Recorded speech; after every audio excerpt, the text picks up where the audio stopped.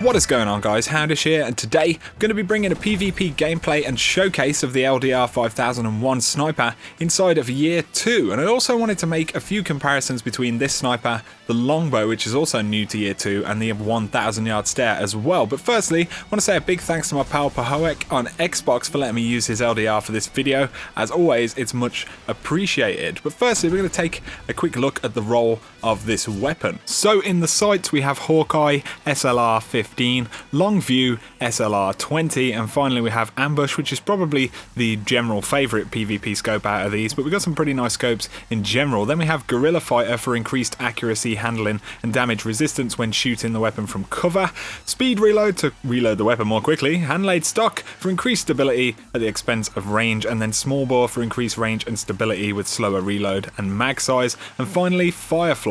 So the LDR is of course a very solid PvP sniper, feels nice to use, and anybody who's kind of used to using 1000 yard will find themselves in pretty similar territory right here. My only negative for the LDR personally being that it just feels a little bit less snappy than the 1000 yard or the longbow, but this is of course my opinion. The LDR is a very good PvP sniper regardless, and with a good roll it's going to be about as good as it gets for any sniper in PvP, just depends what you like the feel of. But since we already know this thing is a beast, I wanted to make some comparisons between this, the 1000 yard stare, and the longbow as well. So the LDR has an aim assist stat of 64, which is more than 1000 yard, which sits around 56 aim assist. Interestingly though, the longbow synthesis has a base aim assist of 68, which is very high, but some people do prefer a lower aim assist as it can be a little bit obstructive if you're looking at a crowd of enemies. One of the stats which might make the LDR feel a little bit less snappy could be the equip speed. So LDR has an equip speed stat of 51, where the longbow, which I've gotten used to recently, has an equip speed of 58.